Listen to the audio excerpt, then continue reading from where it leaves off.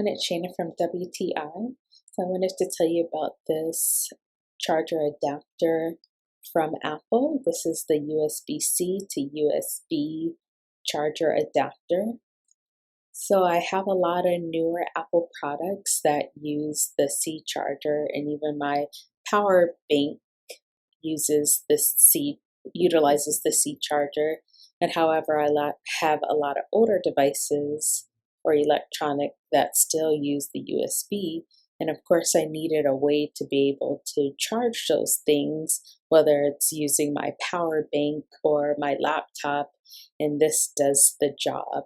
What I love about this is that it's small enough that it doesn't take up too much room, yet it's large enough that it won't get lost in my big pile of chargers and adapters that I have, and that's my point of view.